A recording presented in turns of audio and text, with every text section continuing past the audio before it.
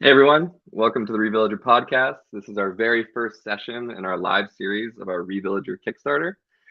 Today we're super honored to have Jamaica Stevens joining us. Jamaica is an educator, a social architect, a consultant, a community designer, and author and co-curator of the multimedia project ReInhabiting the Village, Co-Creating Our Future. She's also the co-founder of Open Future Coalition, a multi-sided ecosystem that mutually empowers us all to be the greatest lever for change by enabling the exchange of dynamic capital, skills, and knowledge in service of transparent and measurable impact. So super stoked to have Jamaica. Welcome, Jamaica. Thank you so much. I'm honored to be the first of what I hope is an amazing series of conversations with you, Jasper. Thanks for having me. Yeah, it's such a pleasure. Such a pleasure. And we're connecting here for the first time, but I feel like I've known you for years. My journey through Village has really brought me to many places, but one of those places was to your book, ReInhabiting the Village. Many years ago, I was literally on a coffee table, which is one of my favorite ways to find books, at a friend's house. And I was like, wow, what is this? And I started flipping through it. And I was like, this is incredible. This is everything I want. And unbeknownst to me, it really informed me towards eventually having this idea for reVillager. So what you created is really a big piece of the spark and inspiration of what we're doing now. So the fact that you are our first interview is really special and synchronistic. So I appreciate that a lot. It makes me first. Oh, good. You did the thing. Yeah. And I want to talk to you about a lot of things. I thought the best way to do it would be to start at the local level and go outwards and really come into the personal stories of Village and who we are, how we got here. And so to just share with you a little bit about my journey of Village, I grew up in a nuclear family in a middle-class suburb of Los Angeles. My closest idea of Village was really my neighborhood, where luckily I could walk around safely and connect with other kids and go house to house. And maybe to this day, like in this day and age, it's where I live that you can't do that anymore. But at the time, I was really lucky that I could, and I had some sense of connection with the homes and people around me. And then I, at the age of 23, found out I was going to be a dad. And at that point, I was terrified, and it hit me like a lightning bolt that the reason I was terrified was because I didn't have a village. Everybody knows the saying, takes a village to raise a child, but to put that into practice is a whole different story. But I was committed to finding that village. So basically that immediately set me on a path. I traveled the world for 10 years. I had my son. We backpacked around with him at 3 months, going from eco-village to eco-village, intentional community. Yeah, it was, we were young, so a little naive and idealistic, but I'm glad it happened. And so I'm just traveling, trying to find my village, really, but in the process, learning and absorbing and seeing how it's done and what works and a lot of what doesn't work. Eventually I traveled the world and eventually came back to British Columbia, where for the last 3 years, we've actually co-created our own little village. And it's been a dream come true. And so, Village has been really dear to my heart, as a father, as a man, as a person, as a friend. And reVillager was really, for me, about connecting village life in the modern world. And in true essence, when I lived in cities, which is for most of my life, I realized that there's potential for village everywhere. Yeah.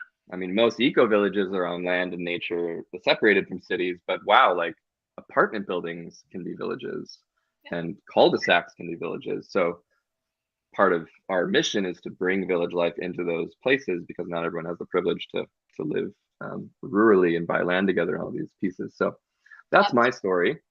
And I'm really curious about what your story is of how you came to Village. What was your experience that brought you to Village? Well, first, it's just really lovely to hear your story, Jasper. I think that those listening or watching, I think a lot of people in a more modern context sort of whatever our origins are, whether we've been in a city or, you know, the suburbs or nuclear family. I think the concept of village is something that's both like deeply intrinsic in our DNA and yet has been lost in a modern context for so many people. And so I appreciate that, you know, sharing the stories of our journey and discovery of village, I think is really important to sense making together, like our way forward and back at the same time, like our way back to an inherent understanding of what village is and our way forward into what village can be, if that makes any sense. So it's nice to hear your story. And I think two things that feel important. Part one would be in that same nuclear family that didn't work and from like divorced parents and sort of not intactness of like intergenerational or even like familial coherence. I think I was already set out to be sort of a seeker for like where to find coherence. And for me, I found that in the natural world. I found that I grew up and spent 42 years of my life deeply and rooted as a person of place in the Pacific Northwest along the Columbia River watershed, in the like temperate rainforest with the cedar and the fern and you know, the nettles, and like those are my earliest memories in the place I felt most at home and safe because my family was just nuts. Bless their hearts, they did their best. So for me, I feel like that was my first understanding of like belonging and intactness and the thing that was bigger than me holding me. And so that's really important because for me, I think when I talk about village, it's the human and non-human worlds and those influences, and those relationships. And that's like really true for me and what I always want to make sure to advocate for in conversations when we talk about village. So that sort of led me to my own, like, well, what does family mean and what does village mean? And like, what are these concepts of belonging and intactness? And then when I, you know, got married also young and had my baby, that realization at 25, when I had my first kiddo, was like, oh, you cannot do this alone. And we had this incredible group of you know, pod of young families. And we were actively like you being like, where's land? You know, my ex-husband at the time was a farmer. And we were like, you know, how do we build village basically? And we had a little pod we were kind of trying to learn that with, that also had young children. But when that relationship ended, then I really had this like, you know, post, how do I want to say this? Like post Saturn return in my early 30s, divorce. I'm like, okay, nuclear family does not work. I just inherently truly believe it's too much to put the like burden of raising children, being in your own healthy relationship, developing as a person, all of whatever dharma or service you give to the world, your work, all of that is like so burdensome when it's just this like really insular dynamic. And I really realized with my eldest child that there was no way I was going to like just be me and her in an apartment. I was like, okay, we're going to need to figure out another family. And that's when I really started living in intentional communities. I've lived in so many different versions of community on land, in the city, in big shared houses. I've been a communitarian, and it was through that journey where I was also supporting other communities, you know, my background in you know, social governance and facilitation and convening and kind of event production and transformational events. All of that was at the same time that I was sort of figuring my own way out in terms of like, how do people come together and make decisions together? How do we resource each other? How do we support me as a single mama? Like, how do I create vitality and connection for my kiddo so she feels held and we don't feel isolated? Like that just felt like terrifying me to be isolated at that time versus feeling like deeply connected. So that, you know, all those beautiful conditions of the sort of early formative phases really informed and led me on the journey of what became, you know, ReInhabiting the Village and everything that came after. Like you said, that was so long ago in some ways. It was like my own way of conveying what I was seeing both in the festival communities where we were building these temporal village environments that would sort of pop up in a location and then dissipate. And I also was at the same time working with the Global Eco Village Network and consulting with actual communities of place. And I was like seeing the cultural gestalt and zeitgeist of villaging, and then was realizing the like what was happening on place.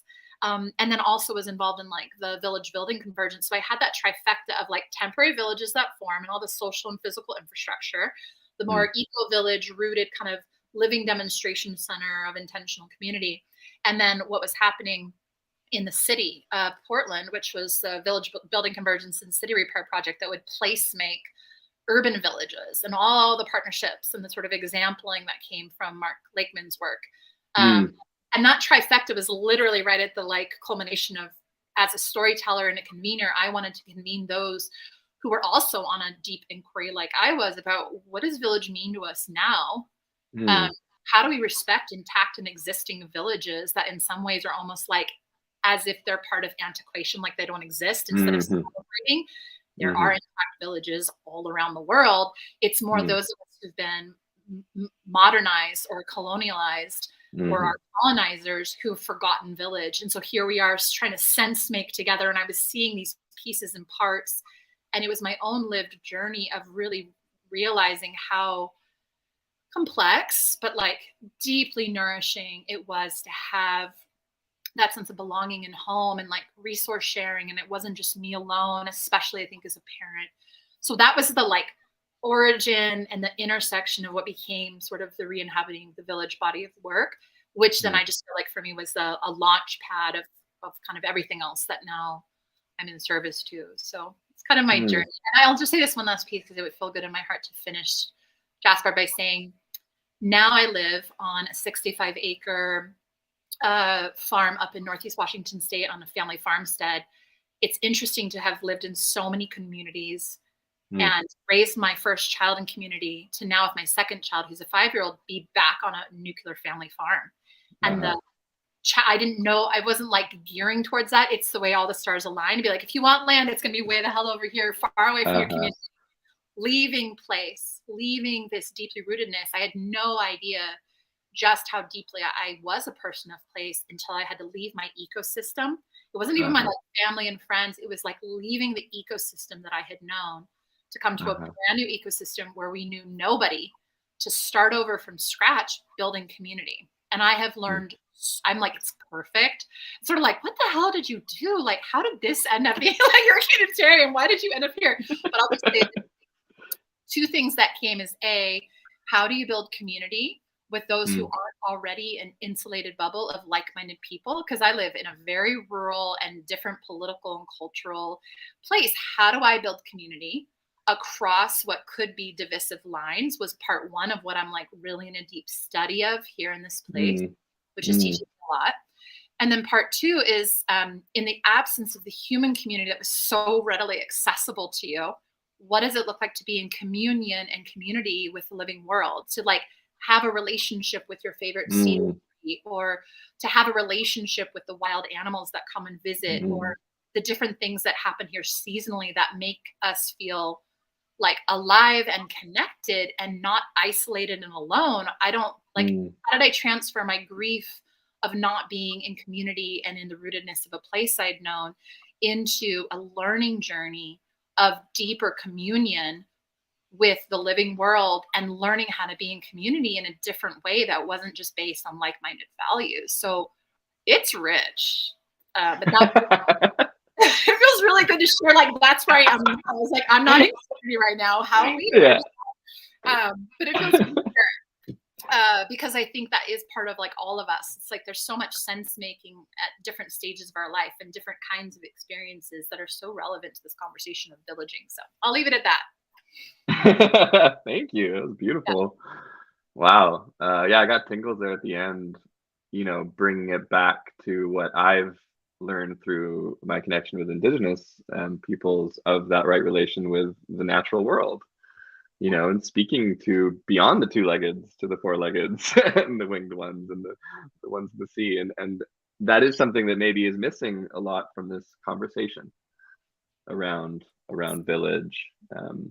That's why I make sure to bring it up, Jasper, because I think that it's really important. 100%. Yeah, I mean, it's such a Western mind frame to be so anthropocentric, you know, when it comes to anything. and yeah, it's, gosh, there were a lot of things you brought up that really hit home. You know, one thing was just the different definitions of village. Because I was also part of, like, I guess I still am, but more part of the Transformational Festival world for a while. I was involved in organizing a few and went to a lot. And honestly, those were huge inspirations to me of village. to feel so at home and seen and accepted. But after years of doing this, I actually got really frustrated with the temporalness. Yeah. Because we were pouring in so much energy and time and money to making this thing, and then 2 days later we were actual places. We would be. Yeah, I get it. Journey. Every time I had to rip it down, I was like, why are we ripping this down? Yeah, a lot of us, that happened for a lot of people, I think. Yeah. And I understand the beauty of the temporalness. Burning Man's a great example of celebrating that piece. But ultimately, we're looking at a regenerative future. We need to put our energy to, bigger, longer time span projects and communities. But I do see festivals as an important catalyst for that awakening of village in people. So I definitely encourage people to go to them. And I do see the way that a lot of festival organizers are moving towards these, longer lasting regenerative modes. Even Burning Man is trying to go that direction in some ways. And so this might be a little simplistic of a question, but I'm curious what your definition of village is. For me, village has become more of a mindset and set of principles and practices. Even though obviously I think it's really important right now that we really find our rootedness as people of place and establish ourselves as part of a living world and reconnect ourselves to that living world. I also feel like place alone isn't enough, that it's about an intrinsic shift in a worldview that places us in a cosmology of things. And so for me, my focus has been not as what, because I think village, like nature, is this diversity of expression, and it's going to be culturally and ecologically and contextually relevant and versioned for authenticity to those people villaging. So I feel like village can be a lot of things and in a lot of places, and it's going to look different because of the cultural, sometimes even, political or ecological context. So for me, I was like, but the commons threads of village are more these like practices and principles and worldviews. And so I feel like some of the tenets, and I list them in the book, so I'm kind of riffing off of my remembrance, but also just like my known sense of intergenerational coherence and the fact that you have intactness of elders and of youngers, and all the generations are sort of participating from a cradle to grave experience of like the relevance of those who've gone before, sharing their insight and wisdom, being held with reverence and respect as their time phases out of the productive era to the more like internal era, that there's a gift that they have to give, and that elders who aren't held and supported, that don't get to give their gift, decline and demise, versus are being sort of like supported and honored for what they're providing, that allows actual evolution to happen. And so instead of it being like the young ones are just spinning with no context and no past, they're being like encouraged to bring their innovation, their own mistakes and learnings and inspirations forward, held in contextual relevance to this like generational connectivity versus disconnect. So number one, like, that's why it comes out first. Like, village means intergenerational coherence. That you have that connective tissue. For me, it also means radical interdependence. That like there's a realization that we belong to each other, we belong to the earth, and that is not, even if you want to pretend that you're either like isolated, autonomous, sovereign, which I think are important words, but it's like sovereign and integral. There's like nothing that happens in a void. So the radical reintegration of ourselves as part of a living world and part of each other's like influencing and impacting each other, and doing that with some care, consideration, and consciousness. Radical interconnectedness, I think, is a really important tenet of village. Like, and then that like resource flows. How do we create sort of that like wealth stewardship of all the different values, and what do we value in common that helps create thriving for basic, like generalized way of putting that, but like resource flows and values, exchange and reciprocity is like a really important tenet of village. It's all about reciprocity.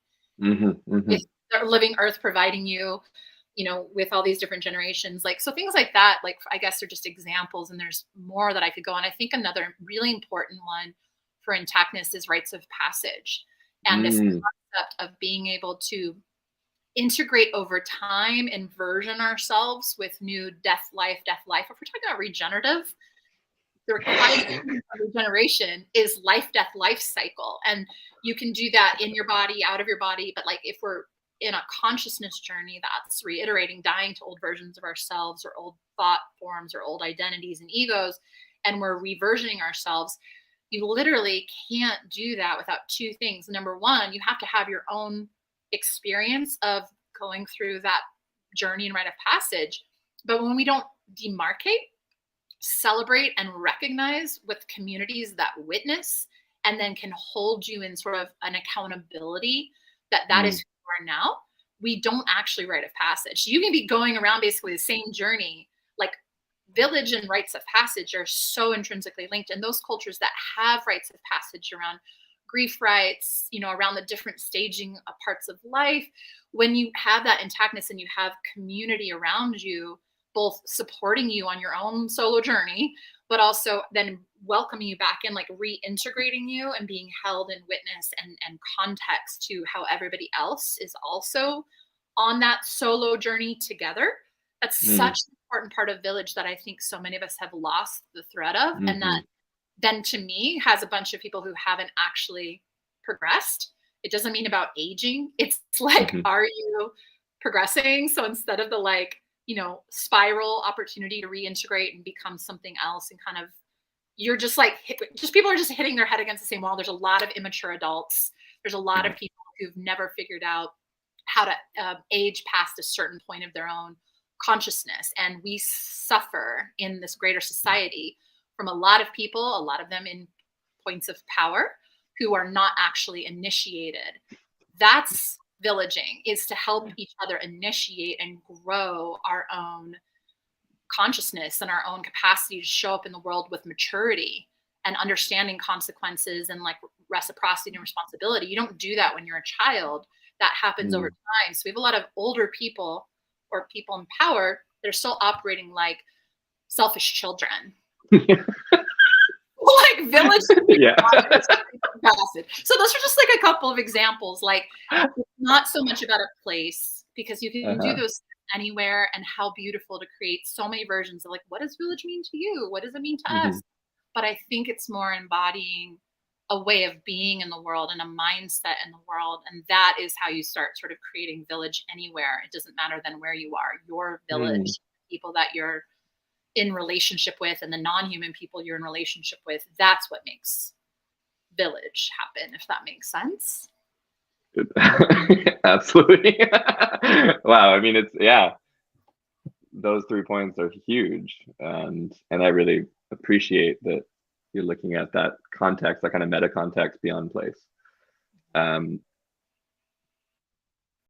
thing that I grieve really deeply in my experience of living in a village right now is the lack of eldership that I have in my village. I mean, I know elders are out there and they're living in village, and at the same time, I've been on this quest almost to find elders, and it's a hard quest in this day and age in our world. And, you know, Stephen Jenkinson talks about how we have a world full of olders, you know, not elders, and that eldership is an initiation.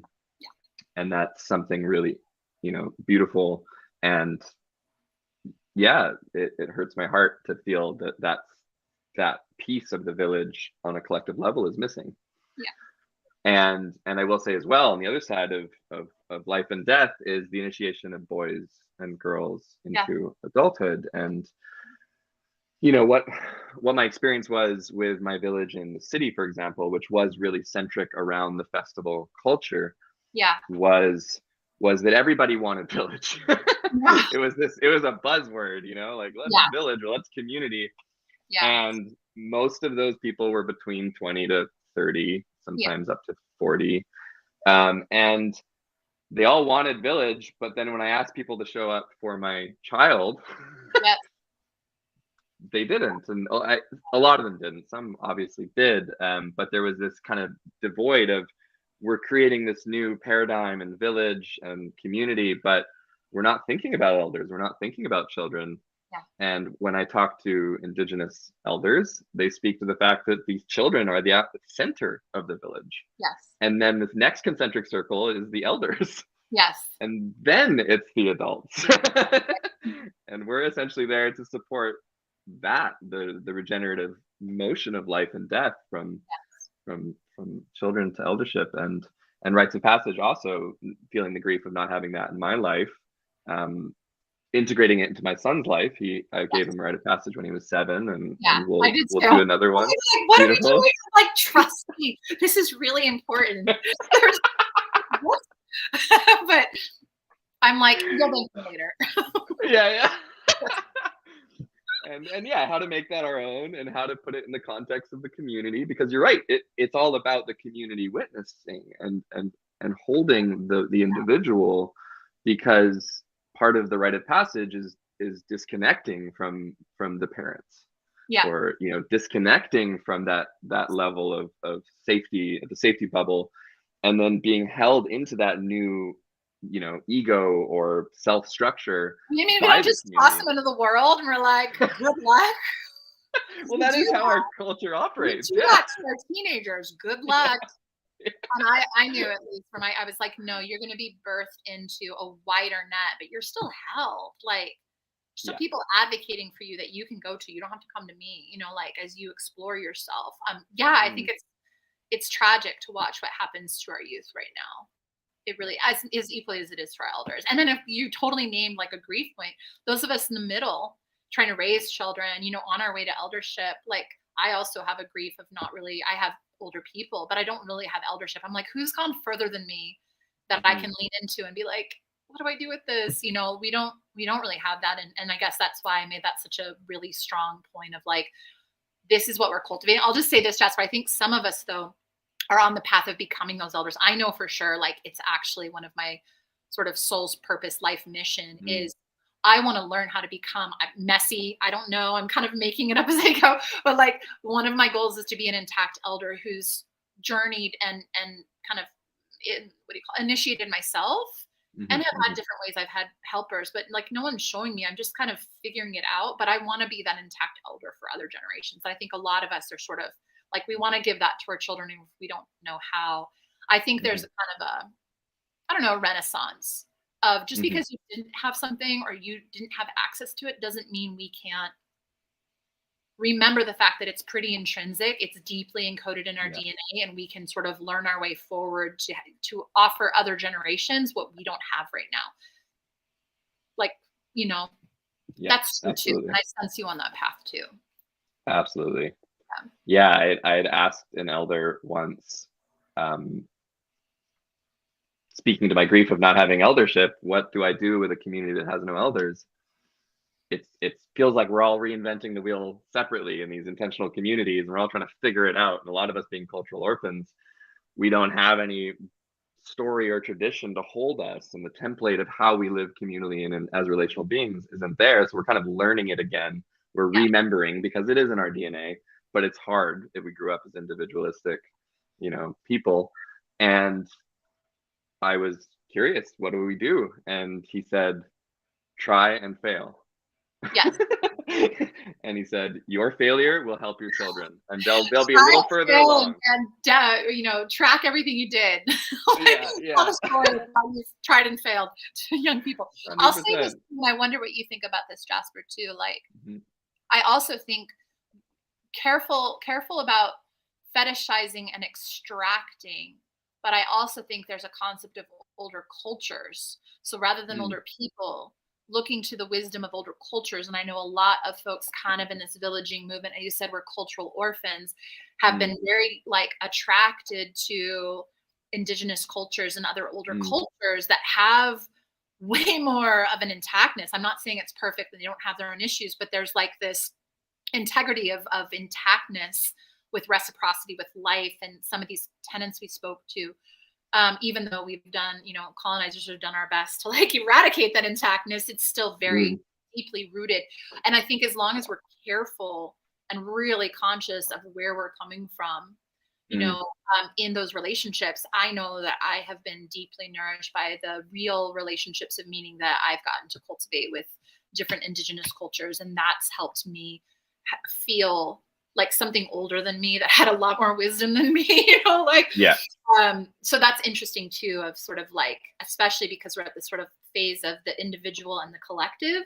There's like me, my own elder path, and the elders I know, but there's also this collective kind of younger consciousness of westernized culture, colonizer culture, that's like almost turning with respect finally to the cultures that have always been holding an intactness, even though we've, you know, like a teenager sometimes would have been very destructive with our behaviors, and there's consequences to that. But sometimes that has helped me too, to think sort of not only personal lineage, but think about like older culture, younger culture, and the medicine that's there if we come in reparation and accountability and right responsibility and respect. That's another way I think that those who feel like they don't have that intact village can look to what intact village still is. And I think that's important too, to not put village as an antiquated notion. It's about realizing it's antiquated for those of us who came from Northern European cultures that, you know, our paganism or whatever, our natural inheritance of being connected was dispersed and made us then go and disperse other peoples. But that's always been really important to me in this body of work. And I will say I was schooled the hard way by people when I was looking at through I was reminded over and over again, indigenous traditions and cultures are still here, intact and alive. Just because you're not looking at them doesn't mean they're not perfectly like sovereign and whole amongst themselves. And that was really great too, because it did give me context that like, hang on, it's not just me figuring my way out. It's looking all around me to how nature villages, to how indigenous traditions village, to different cultural village examples, to reintegrate something of meaning now for me, my generation, my culture. Like that's, I guess, really been, I think it's good to frame that too and have that be part of the conversation, Jasper. And I wonder your own thoughts on kind of that sense of the relationship with like, you know, older or other cultures. Yeah, absolutely. I mean, a big part of my journey with Village as well was traveling to other parts of the world where I did see indigenous cultures still intact with their village. I used to play in a Balinese orchestra. They're called gamelans for like 4 years. I played the music and I fell in love with the culture before I ever went to Bali. And I became friends with a few of the musicians and just learned their religion, which is really their way of life. And when I went there, I got to hang out with the Balinese people in their villages, and they would take me to their rituals, which were like every day. And I would play the music with them. And I saw people that had nothing in terms of material wealth and were so happy. They had so much meaning in their heart. And being raised in Los Angeles, where there was tons of affluence and at the same time tons of depression and addiction and all of these angry people, I was hit with this like, wow, it's not, you know, there's something in this way of village that is deeply meaningful, and that meaning gives the true root of the fulfillment and joy of life. And so that certainly was a wake-up call to me to look towards indigenous cultures and realize also that they are intact. You know, it's easy to forget that in where we are. Luckily not where I am in the Cowichan Valley. There's quite an intact indigenous culture as well. And interestingly, as I started to develop reVillager, a lot of people asked me like, village like that, you want us to go back to village? You know, and this and I'm like, wait, what are you talking about? Go back? Like, it's still here. We're just not currently doing it where we are. Not all of us. And let's bring it forward. Let's, you know, like I love Terence McKenna's archaic revival idea of like, let's go back and find the thing that worked really well. And if you look at evolution, you know, village is how humans survived. It's how we thrived. It's built into our DNA, into our biology, into our nervous system. It's how we find well-being and health, because it's literally how we survived. And of course, modern day, you can survive without it because you can pay for your village in a sense. You can get by. You can physically survive, I should say. not everybody, but Yeah. there is this sense of yeah, the individualistic story of our culture, saying that you don't really need community, or at this point, online community is enough. You know, just connect with people digitally. And so, kind of coming back to that point, I actually was reading your article, Social Ecosystems as Living Systems. It's my latest geek zone. So good. I wish I had more time because I have like part 2 and part 3 and part 4 stacked up in my head. But go ahead. Amazing. I feel like it could be the reVillager manifesto. It's like it hits so many points that we are constantly talking about and jamming on. Yeah, great. One part that caught me, and I'll quote you here. Okay. If we go back further in our human story, we recognize that the only way we survived as a species was through collaboration and cooperation with each other and with nature, the non-human communities we share a home with. Isolation cut us off from the benefits of reciprocity, diversity, mutual aid, and shared effort. Working with the natural world and each other allowed us to flourish. Yeah. And that hit me because my background in the scholarly world is cultural anthropology. And I was studying scientific philosophy, and I got really into Darwinism and how that affected our culture. Yeah. And something that really struck me was that Darwin himself wasn't very into the survival of the fittest idea. He did create it, but he was more into the sympathy hypothesis, which is the idea that humans in particular, but nature is symbiotic, but humans in particular evolved in communities where the most sympathetic members were actually going to survive. So there was this, and he talks about cooperation and collaboration way more than he talks about competition. But totally. Of course, individualism, capitalism is founded on competition. So here, go ahead. No, go ahead. You're going to frame it up. I was just going to say, like, this is driving our culture, is this idea that competition creates progress. This is how we're going to get out of the problem we have, is by competing. And a big part of why reVillager exists is to figure out how we can cooperate. And I know that's a big part of what you're doing. And what you spoke to in that article was like how we can change the story and the mindset of our culture. And the mycelial symbiotic interrelationship of Village. And I'm just wondering if you can elaborate on like how you feel we can change that story. I'm so like visually, like it's all my emotions live very visually. I'm not very good. I have no poker face. So you can see I'm like very excited about where you just hit. Because I think for me, everything I kind of discussed was like the foundation for me that has sort of been evolving through these last almost 10 years since I was writing and bringing together the ReInhabiting the Village book. And the like, you know, kind of arc towards at one point regenerative cultures. And I also have an article in it that's sort of like, well, what do we mean by regenerative cultures? Like, what are those tenets and practices that we have this word regenerative, we're slapping on everything. Well, like, what does it mean? And so I kind of was elucidating like, well, what does it mean to be a regenerative culture?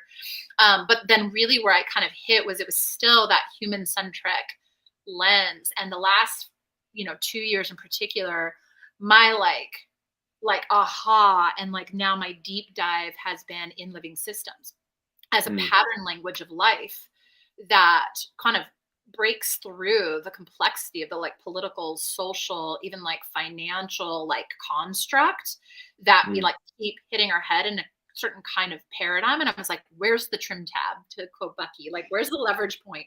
Where do you like find the like inroad to inoculate a like conditions for a paradigm shift? And I hit on living systems. Right now I'm geeking out on Jeremy Lent's book, The Web of Meaning. I'm like constantly underlying passages because it was that theory that this is kind of the body of work I'm most excited to like bring through right now. And that's the one article I could like eke out in my busy schedule. But, social systems as living systems, and really watching our verbiage and our lexicon, that it's not social systems like the as part is really important. Basically, it's not biomimicry and looking like nature out there does something. It's like, how do we recapitulate our entire understanding that how do I say this, like deconstructs the Cartesian worldview of separateness that was very specifically, and you should really check out this book if you want to geek out on the Web of Meaning, because he goes through historical reference that helps you understand how this worldview was propagated and then was reinforced by institutional actors because it benefited a very specific agenda to have these bodies of work that said, oh, exactly, it's mechanistic, it's like compartmentalized. We need to be able to define everything. It was so of the mind that got away from the natural, like relational aspect. So for me, the return to that relational aspect means we have to go back and understand our own body, how our neural pathways work, what's happening in our different, like us as an organism. We have to go back and start understanding mycelia and soil and how trees work together and like the mycorrhizal functioning. We have to go back and like not just look external, be like, okay, all the way up to the stars, the earth, and our internal body, there are patterns. They repeat. They're like basic kind of unifying principles. So that all this complexity and diversity and like all the things, especially in this rife climate of like creating divisiveness, which is a very particular agenda to create divisiveness, that sort of like commonsing to me doesn't mean it's all like, how do we say this? That like it's all homogenized or it's like it's all condensed. All of a sudden, it's this like distributed, agile, self-organizing, self-realizing network of emergence that by certain parameters and conditions, if you create the right conditions, there's an automatic realignment that happens where nobody's telling life how to like figure itself out. It's through, like you said, the trial and error. It's through like trying, learning, feedback loops. The quicker the feedback loops of learning, the more that you see these sort of exponentiations of growth. It is about diversification and redundancy in a healthy way and healthy competition that allows things to have to like press edges enough to like grow, but always for the sake of life. That nature is always for the sake of more balance, more thriving. It's not doing it to go like life doesn't do that to go like be like what's on top. It's all life. It's basically like he talks about like there's the forces of entropy and basically all of life is collapsing and dying all the time. What we do as life is the rebellion of negentropy, and that organisms that have figured out how to work together to avoid entropy, to avoid that sort of death, perpetuate regeneration and evolution, because we actually become a symbiotic co-creative force to keep kind of reverting and rebelling against the forces of entropy. And like that's this like whole uprising that all of life is unified by. And just like with villages, there's certain tenets, like I named some of them, feedback loops, self-organizing, agile and flexible, but also like efficient and coordinated. Things like rather than be redundant, you're redundant to the point that then you create certain synaptic connections that then are kind of enforced because they work. Nature's like that works. We're going to just keep replicating that works. And then other things are sort of discarded, but it's all for the sake of life and it's all for the sake of the infinite game. Our current systems are built for the finite game. They're built to have an end point. The way that we're running ourselves off the cliff is this strange psychosis to anybody who's watching and like, no, that is literally the counterforce to everything else happening in the realms of life, which is about regenerating and continuing multiple generations out. It's the infinite game we're playing of the forces of negentropy and entropy. The current systems are playing an entropy game. They're playing an end game. And so that's like, for me, one of the biggest, most radical acts we could do is not try to figure out, in some ways, I'm saying this delicately, it's not that we don't do systems change work or we don't sort of look to where we can change the external system. My concern, though, is some of my contemporaries are so focused on that, changing the financial landscape, the tech landscape, the like political landscape, and that's important work. I'm not saying it's not. Yet if it's not coupled with the deep, like return to living system, deeply rooted like mind shift, my concern is we're going to recreate the same construct because we haven't yet like healed or figured out how to really belong to each other, to life, and participate in the natural living systems laws that everything is governed by. Like when we make ourselves separate from it, even if it's for interesting and innovative approaches to trying to solve, my concern is we aren't really paradigm shifting. We're just creating new and interesting ways to do the same Thanks. So I think that's why I've focused my work, although I do work in financial and tech and social systems work, I recognize it had to come from also spending the time in story. I'm going to end with this because I realize I go on these excited rants, but I think that story and narrative and relational social connection is the most powerful antidote we have. And that the more of us that build relationships of meaning with ourselves and with the world around us and heal those relationships internally and in smaller community pods, and then kind of ring that up to bioregions, and then maybe you're talking about nation states, and maybe you're talking about global context. For me, we come from a place of coherence and healing and integrating all these principles and practice and learn how to do that with and aligned with natural principles in the living world. Then we start applying all of the cool tools and things we have at our disposal to play with. I kind of feel like that's the revolution at hand, but I think that it's going to be story and narrative that we change the mindset consciousness necessary to make sure we're looking in the right direction and doing the work necessary preemptive, like the capacity soil building work, before you just starting like throwing a bunch of seeds in really toxic, polluted soil and imagining it's going to grow. So I don't know, I guess that is a bit of I have opinions. I really appreciate that. They're meant to be advocacy. They're meant to be loving opinions of calling out something that I just know if we check in with our hearts, we're like, it's not like me, it's regurgitating what I'm learning and watching and listening to others being like, you know what we really need? Like story helps us reconnect ourselves and sense make our place in the world. And when we connect with ourselves and sense make our place in the world, and then we come together to say we need each other to work together to solve at these sort of different strata where you got to start making solves, that to me is the only revolution that's going to make any difference. Everything else we're trying, I don't know that it's actually going to change anything. I really don't. In terms of the desired effect of wanting to have a life-affirming future. Like that. Okay, that's it for now. Sorry, Jeff. I really appreciated that rant. That hit home for me. I also have my opinions. Gosh, where do I start? Yes, story is huge. It's how we understand the world. Our cultural stories are how we interpret the physical atoms in front of us and the words that people say and the way we think in our language models. And storytelling is so powerful, hearing from people that have learned the kind of ancient ways of storytelling, the way they tell their stories and the meaning behind them. And obviously in today's age, it's become much more about entertainment, but for a long time it was about sense making. And there is still story for sense making now. And story is just such again, kind of grievance in our culture that, I didn't get to grow up with storytellers in a sense, but storytelling has always been a huge part of my life. My father was I wouldn't say he's a storyteller verbally, but he was a Disney Imagineer, and he built theme parks that told the stories of Disney.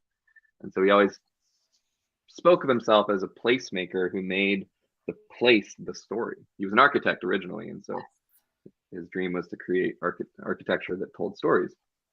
And one could argue that all art and all creativity tells a story. And to your point as well about the kind of criticism around using these emerging tools as this is going to solve everything. I feel you. My background is not tech. My background is not. I did not see myself becoming an app developer at any point. And since being in this world I'm a community builder, that's my thing, and I'm all about relationships. But I found my way to tech. I'm like, what am I doing here? There's some excitement in it because there's the scalability and there's the ability to share and connect on a large scale. So again, it gets really quickly into these system change ideologies, which are incredible. And obviously we're seeing that massively right now with the Web3, prospects and ideations and experimentation. And at the same time, kind of thinking about Jamie Wheel's take in his latest book on like the way we're kind of creating this techno utopia. idea. Yeah. And that the tech is going to save us. And that's something we've kind of had to balance ourselves in with reVillager, because we are this tech platform, but we don't believe that tech is the solution. We just wanted to provide a tool that could help people connect in person. Yeah. And it's the opposite of the model of every other social networking, which is to get you on the screen as much as possible. And so we're in this weird overlap gestalt where it doesn't quite make sense yet. And we're trying to do this thing that's against the grain. And what we realized is that, to your point, just giving someone a tool isn't enough. If you give someone a carving knife, what do they do with it? Yeah. Until they learn to carve, they don't know what to do with it. Yeah. And so there's this piece around helping restore village and restore our connection and our relationships and how we live together. And how do we do that? You know, how do we bring back those stories? And so honestly, a big part of this for us is creating a kind of educational hub, a learning resource center. We're starting with podcasts. This is part of it. You know, this is the beginning sprouts of what we want to create. And your book is an amazing version of that as well. It's bringing together these different opinions and ideas around the story of village. And gosh, I feel like we could jam on this for a long time. I do. I'll say this because I want to reinforce, you know, the point of this is to support what you're doing with reVillager. And, you know, I do have a tech platform, Open Future Coalition, the Open Impact platform, but I want to reinforce what I think makes what you guys are doing beautiful and unique. I have a friend named Amber Bissett who has the regenerative footprint framework. And she said on a call that we did once, she said, you know, the point, tech is not the point. It's the scaffolding to grow the fruit of our own consciousness. And I think that if we keep that at the center, that the tech is a tool. Tech is part of our world. It's not going anywhere. So how do those of us who have the mindset towards connection and life affirming patterns and behaviors and systems leverage, rather than ignore tech, leverage tech to guide it as a tool that allows for the fruit to grow, which to me is that more collective consciousness that's aware of itself, aware of each other, and starts to operate in common. And I do think we need tools to do that. But I think that you're right. And that I know in my own learning, if you imagine you just drop a tool in this attention deficit economy where people have so many things coming at them, they're still overstimulated. It's another tool, another thing. I think that it alone won't do the thing. But I think that the tool that you're building provides a certain kind of resourcing, of learning, of knowledge that then, because of what you're doing socially, right? And I celebrate, like, you're creating a social fabric, a conversation, a narrative, a community, a network. I'm sure you'll be doing on the ground events that like bring us back then, leveraging the tool to sort of do the thing that sort of networking and nexusing across. We have to be globally conscious right now. That's just the pattern that's happening. But those nodes of coherence, right, that are like creating the like connection, the connective tissue for those synaptic nodes to then make contextually relevant like points of contact are so required. And thinking we're going to be like, go like full Ready Player One, and like we're just going to live in our world devoid of human contact, or like relationship with the living earth while the earth just like degenerates. It's just like, oh my God, people, fascinating. Let me know how that goes for you in 100 more years, because nothing will exist. You're playing that game.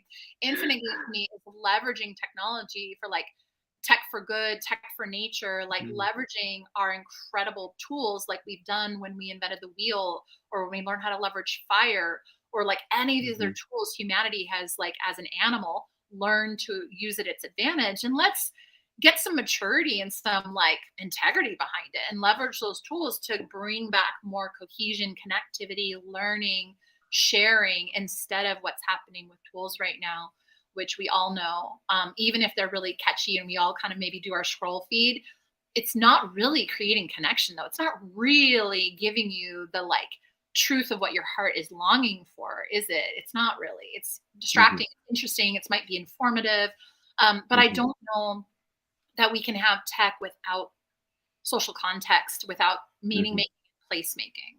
I realize it's not always going to be place, but if we don't have place making and meaning making, like at the center of what we do with our tools. And I think reVillager is one of those platforms that is really designed for leveraging that tool to find your other people, to learn forward when you're struggling with something as a community or an individual, to learn what other people are doing. It's us mutually resourcing each other with knowledge, skill, and even like capital, like actual, transactional exchange that helps resource efforts and land.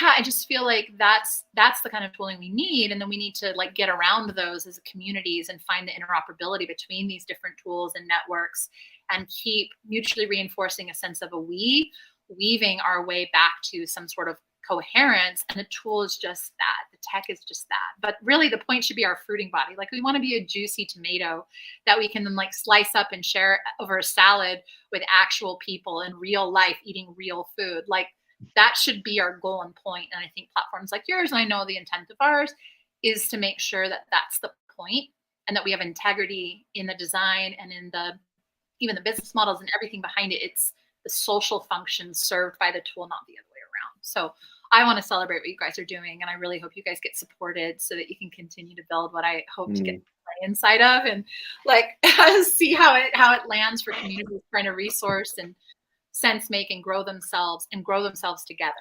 Like grow themselves together. I'm excited for what you're up to. Shameless plug. Yeah. Perfect. We joke about social media being like the Splenda of human connection. Just this.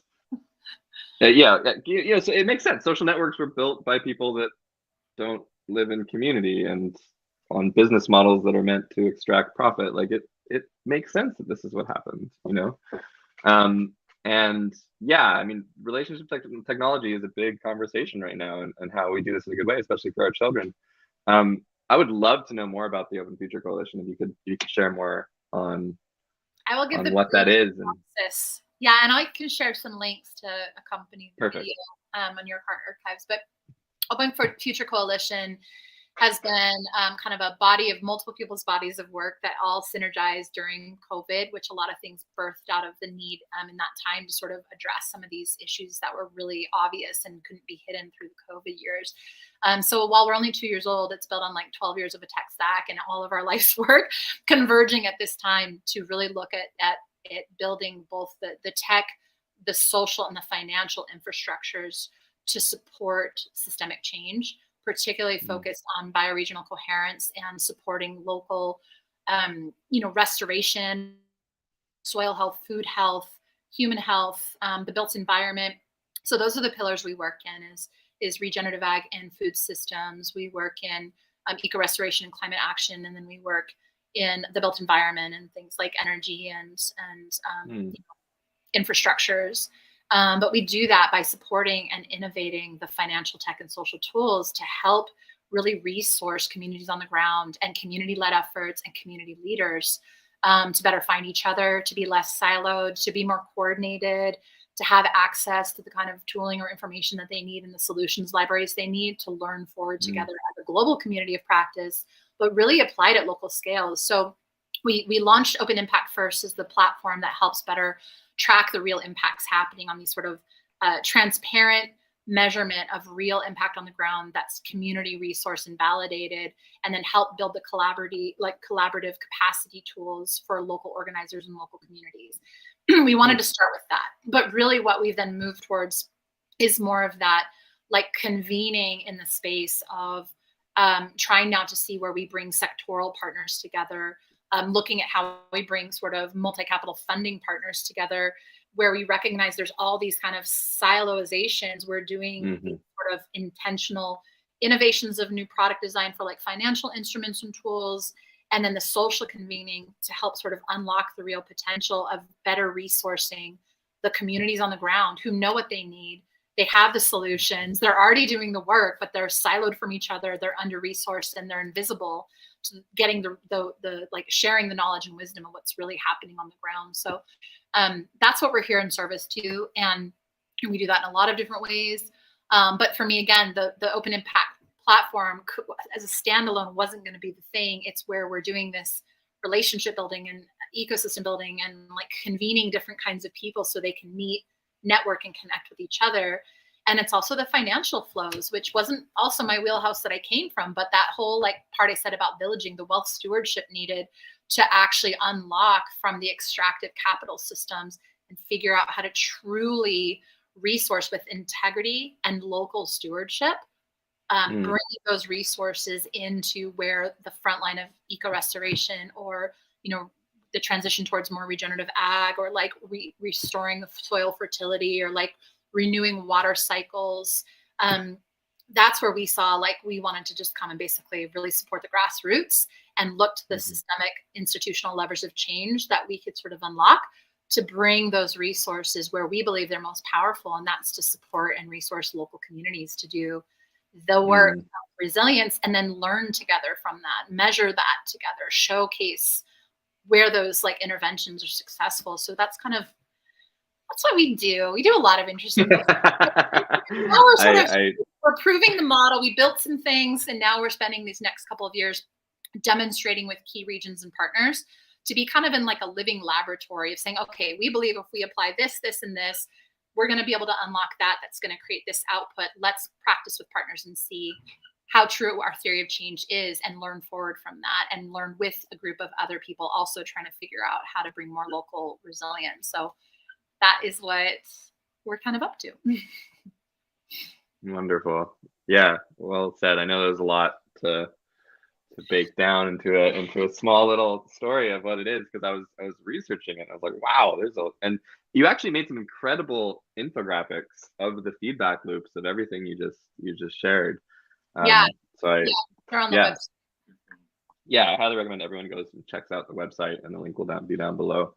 And just doing incredible work. And, you know, I feel like we're in this sort of Cambrian explosion of technology right now.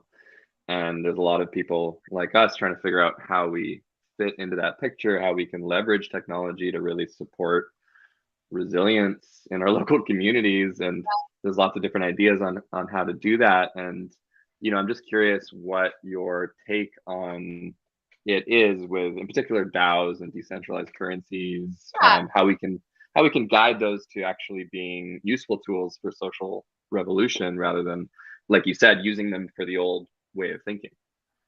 Well, I think I'll answer that in two ways. I think number one, I think that innovating in these spaces is really essential. So I'm really sort of curious and celebrating all the different innovation and kind of the currencies and these different systems and the DAOs. I see it as that, like, us learning these patterns. I would say that one of the things that I don't know that I came to, but have learned over time working with Open Future Coalition, is that it's important kind of on a spectrum of transformation and systemic change to model what's possible over here and sort of build the scaffolding of that new paradigm, while we also, I'll say, not everyone agrees with this. We all have our part to play, but I recognize that part of it too is transitioning and midwifing or even death dueling the existing system as well. And that it wasn't enough just to say, we're just going to jump over here and do this, because to me, it left out a large body of humanity to sort of not have access to like what's possible over here. So while we're innovating and scaffold building and like testing and refining what's happening over here, again, rather than imagining there's any one bullet or one way that's the magic thing that's going to solve it, I think that's really important work to be doing. I recognize that we needed to also come back. And I'll mention Katie Archibald here, my co-founder, because of her background in fintech and her understanding that, you know, it's also that we need to be able to go into sort of existing institution like pension fund dollars and like what happens, you know, like what happens to the existing infrastructure if we aren't midwifing and helping build a transition point. Is my, like, what's the path to transition? It's not enough to go, we're just going to build this here while the rest of the world sort of continues to operate over here and imagine somehow that's magically going to make a transition. What is our like roll up the sleeves, kind of gritty, really frustrating, quite frankly, process of like trying to kind of inoculate the old system with the scaffolding to start walking across the bridge while you're building the new system's coherence and integral functionality. It's hard, man, and it's not everybody's work, and that's okay. We all have our part to play. But I'll say that I feel like doing that bridging work is something I don't know how to turn away from.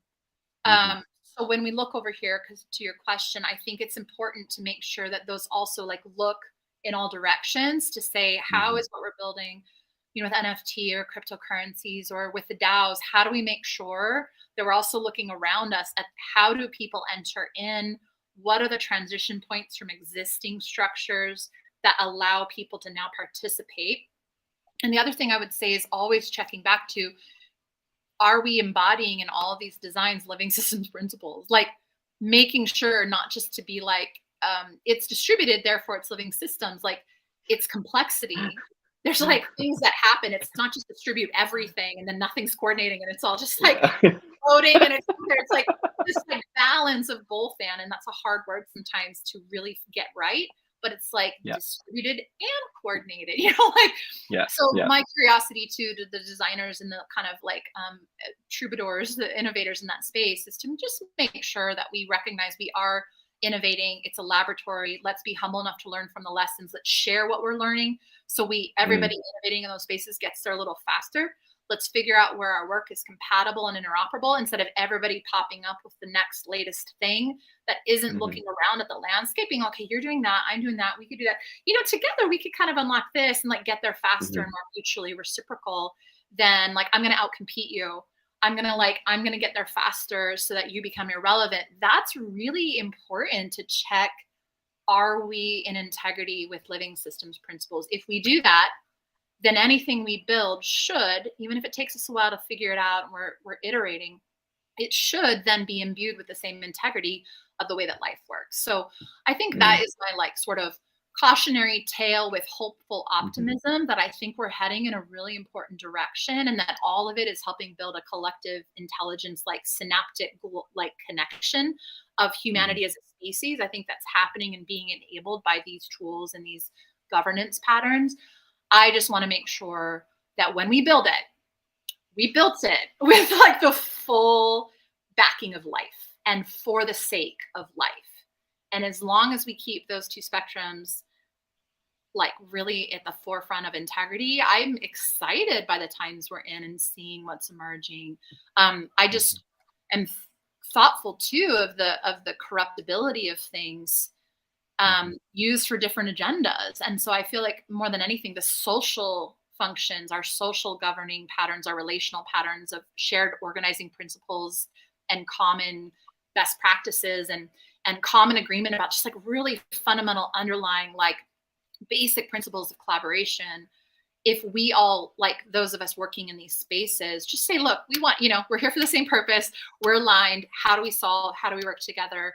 I'm on your plane. Like if we align on basic organizing patterns, I feel like when the time comes then to see how we actually dockport all these various efforts into sort of that super organism that life takes in ant hills and in like beehives, I feel like we're on our way to a super organism. But what that super organism does is be determinant upon the coherence of those of us who are here to create a life affirming agenda coming together fast enough and coherently enough to be able to guide and shape that emergent superorganism that then aligns with life, versus having that same incredible capacity altered towards a different version of that same thing I think is emergent and happening anyway.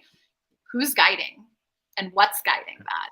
So that's all, is that I just think for my contemporaries to keep checking our ethical integrity, keep looking at where we can be really hyper collaborative, take the basic principles of like nature and villaging and be like, how do we help each other?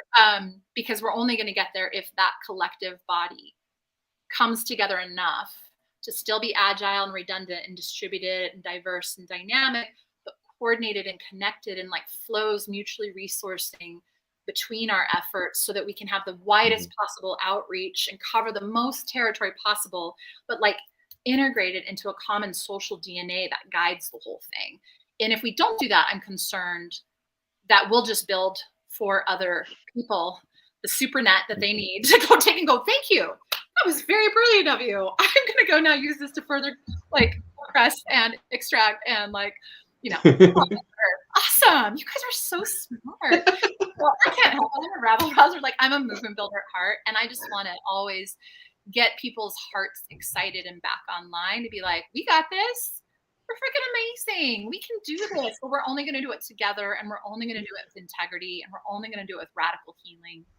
And when we do it from that place, we got this. It's a strong, mighty force that hasn't even fully been tapped yet, but we need to become the thing that's needed at this time to help true leadership, true governance, true stewardship be at the forefront of everything we do, thinking of future generations and not just sort of our own like short lifespan. And if we can align to that, I just feel like there's so many forces mightier than we can imagine that are going to align with that.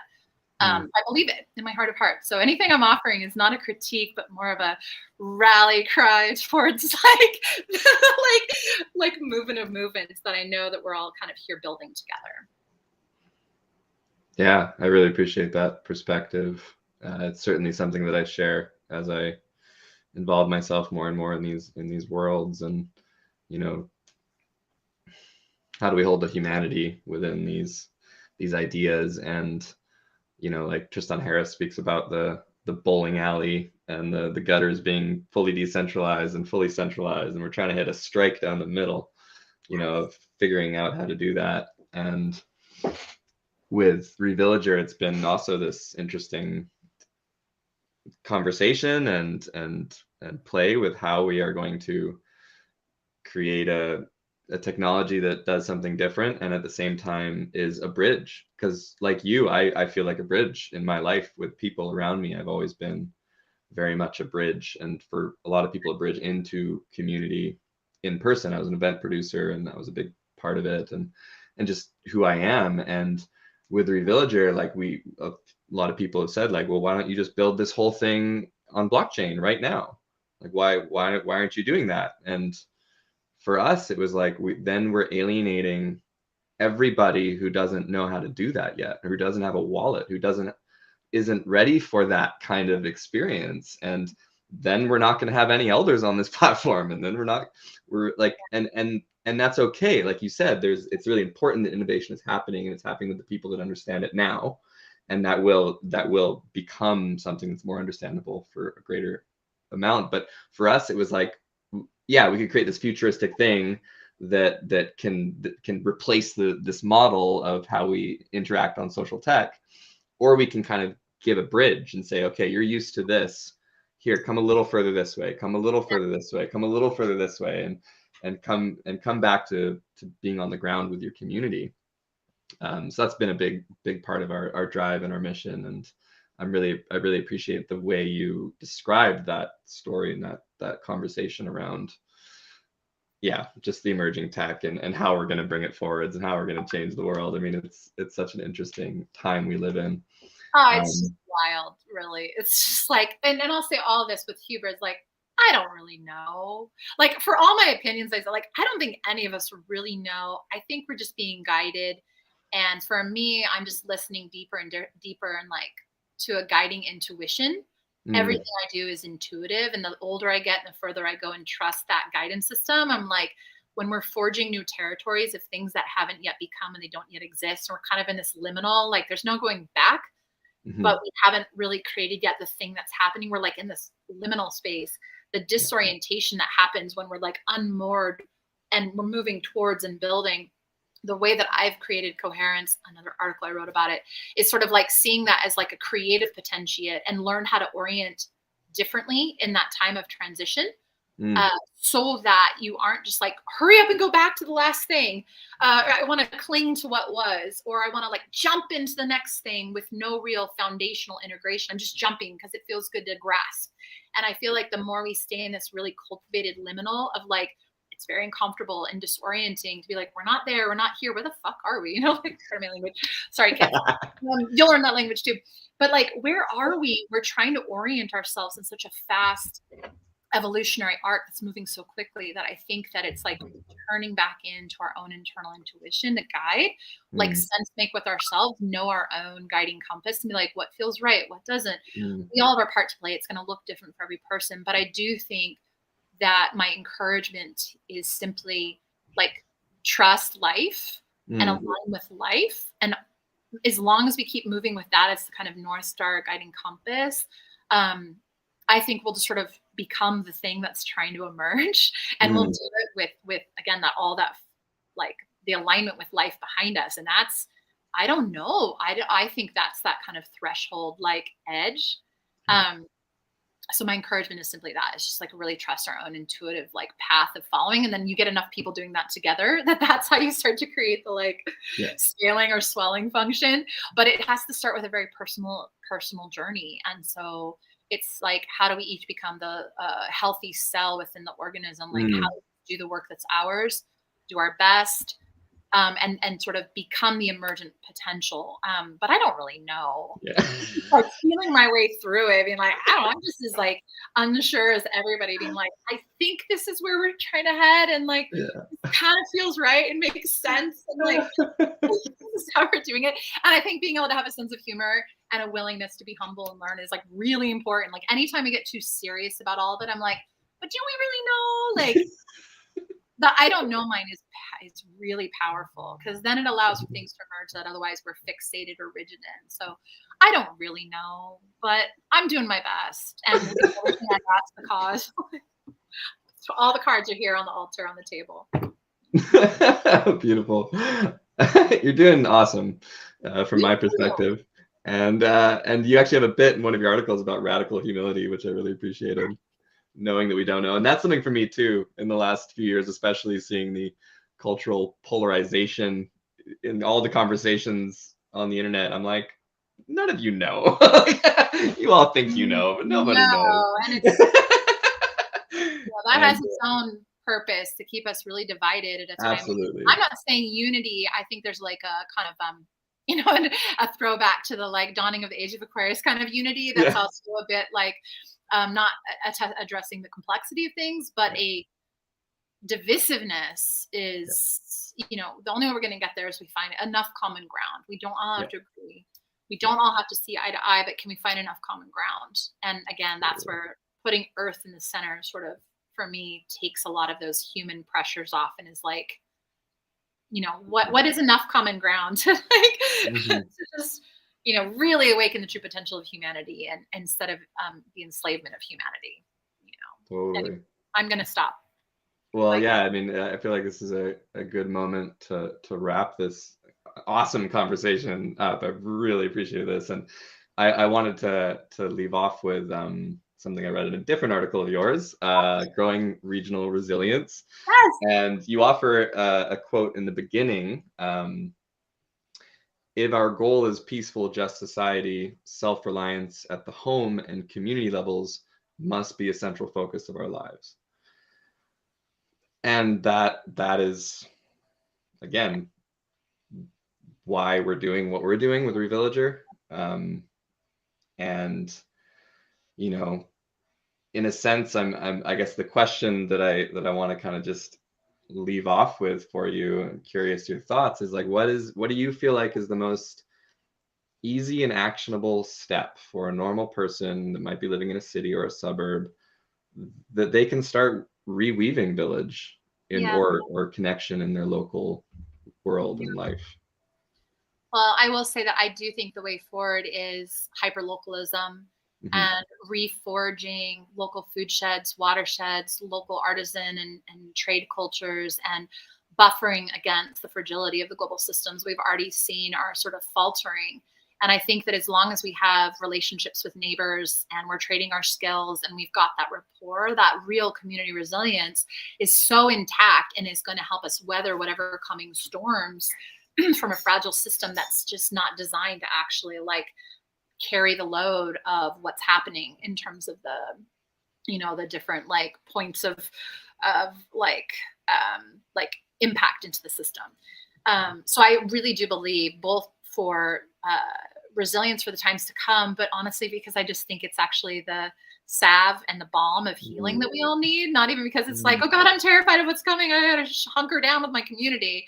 That might be kind of a driving force for some people, but I think really at the heart of it is it's remembering ourselves as belonging, and that those ways of life are just sort of like richer, more beautiful, more meaningful, as you named from your relationship and time in Bali. Like forging meaning again and connection again, to me, is the most resilient thing we can do. and the learning together that we do by sharing what we each have and what we each know, that's the most resilient thing we can do. So for people on practical steps, that could look so many ways. It could look like, you know, I guess I'm going to speak to like the urbanites right now and suburbanites, because I think it's, you know, I'll say too, I'm in a very rural place. So for both instances, it's like, find your people, extend yourself beyond what you think your people are. Be willing to sort of find like something that is meaningful to you and become a champion of that thing. Get involved. Like, I think it doesn't have to be like, oh, I have to have all this, you know, I think it's like the simple things we do that reinstill meaning of the things that matter to us, and that we serve those things. We give where we can. Maybe it's one meal. You know, maybe it's you know, say, you know, a welcome basket to a new neighbor. Maybe it's a community garden because you're tired of, you know, not having any, you're in a food desert. And so you find, I know people who have urban, like potted plants, but then they have this garden space in an abandoned parking lot where they have, you know, tables where now they have games, and like the elders come and play like checkers, and the little kids come and they're like learning how to grow food. Like, you know, maybe it's, you know, you have an advocacy for the homeless, or, you know, it's like, find the thing that you're passionate about. Maybe you like love to do art. Whatever it is, I think it's about remembering what our own intrinsic sort of passions or interests are, and then finding ways to meaningfully serve and give to those things, and then find other people that are meaningfully serving and giving to those things. So I don't know if there's one way, but I think it's about that mindset shift. I said, it's like, I would rather live in a village than isolated by myself with neighbors next door. What can I do that's neighborly or kind? Like, how can I extend that kind of bubble of safety that I think a lot of us are like, I don't know, the world's scary and people are creepy. I don't want to like meet my neighbors. Like, can you those like natural ways to meet people you don't already know, and just be generous with, hey, you know, did you want to borrow my lawnmower? Like, can people do tool sheds where instead of everybody having their own lawnmower, can we be like, could this neighborhood throw a block party and say, hey, I've got a lawnmower, you've got that, can we share those things? It's like, so many ways, and a lot of them are in the book. That's like, it's about just deciding that you want to live in an environment where your kids feel safe, you feel safe, you know the people around you. If you ever had something hard happen, you knew that other people were looking out for you or connected. And that doesn't happen if we stay isolated in our own homes or just trying to resource from our own, like, we don't have the bandwidth. So village is the answer. And village, like I said earlier, means a lot of different things. So it's about, what does it mean to you? And I think it starts with that inquiry. Like, what does it mean to me? What are the little things I can do that are meaningful, that fit into my life, but maybe press my edges a little bit and get me involved and let me meet people, or give my gift, or like go volunteer for a kids club at the YMCA, or like, there's so many different versions that I think start the journey. And I think you pick one or two simple things and think about our power as consumers, and think about our power as people who serve and have something to give, a gift to share with the world. I think if we just start there, then I think the journey unfolds itself. I think then, and then I met that person and that led to that thing. And, you know, the thing that happens over time takes time to cultivate, but it's so worth it. It's so worth it to find those people you can feel enough resonance with, to be like, okay, we got each other here. And I think that's the real missing key. And I think, again, platforms like yours and intentions like that are let's help people find distributed communities to learn forward with. But I really do think there's something about real local place making. And the last piece I'll say is, I think that relationship with our water is a really important thread. I think that even if you start becoming eco-literate about what's happening, like, where does your water come from? Where does your food come from? What's happening on your watersheds? Like, are they polluted? Like, there's also those ways that aren't only socially sort of human-centric to village again and to feel resilience.